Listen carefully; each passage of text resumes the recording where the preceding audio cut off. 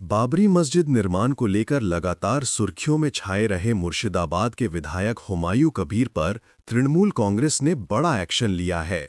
चुनाव नजदीक आते ही टीएमसी ने उन्हें पार्टी से निलंबित कर दिया है।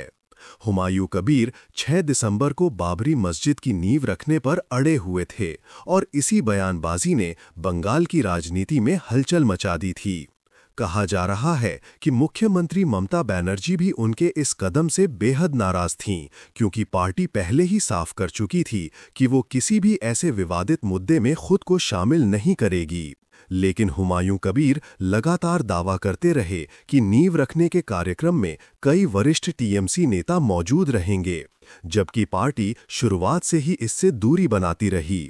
सूत्र बताते हैं कि कबीर विधानसभा चुनाव से पहले अपनी राजनीतिक पकड़ मजबूत करने के दबाव में ऐसे बयान दे रहे थे, लेकिन उनकी यह रणनीति उल्टी पड़ गई और टीएमसी हाईकमान ने उन्हें तुरंत बाहर का रास्ता दिखा दिया।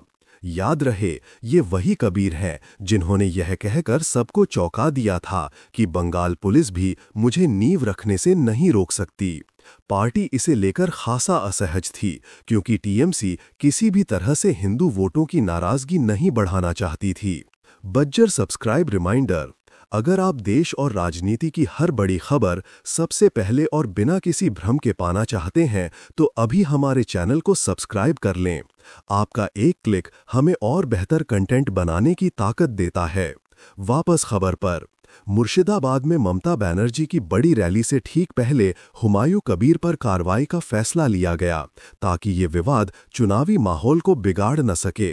भरतपुर सीट से विधायक कबीर ऐसे समय में स्थानीय मुस्लिम वोटों पर खुद को एक नया नेता पेश करने की कोशिश कर रहे थे, जब एआईएमआईएम प्रमुख असदुद्दीन ओवैसी भी बंगाल की 35-40 सीटों पर उतरने की तैयारी में हैं। सियासी गलियारों में चर्चा है कि कबीर अपने लिए एक अलग राजनीतिक पहचान बनाने में जुटे हुए थे। अगर ये विवाद बढ़ता तो इससे टीएमसी को चुनावी नुकसान हो सकता था। इसलिए पार्टी ने स्पष्ट संदेश देते हुए यह कार्रवाई की कि टीएमसी किसी भी तरह के सांप्रदायिक मसले में नहीं उलझना चाहती। उधर बीजेपी ने आरोप लगाया कि कबीर को पर्दे के पीछे से राज्य सरकार का समर्थन मिल रहा था और पूरा मामला मुस्लिम वोटरों को साधने की कोशिश का हिस्सा है। हालांकि टीएमसी ने इन आरोपों को खारिज किया है और कहा है कि कबीर की गतिविधियों से पार्टी का कोई संबंध नहीं है।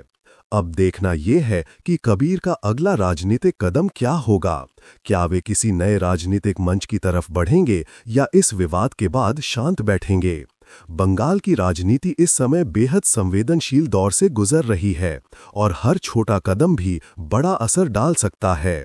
फिलहाल इस खबर में इतना। बाबरी मस्जिद पर अड़े विधायक हुमायूं राजनीति से टीएमसी का बड़ा एक्शन। जुड़े रहिए चुनाव से ठीक पहले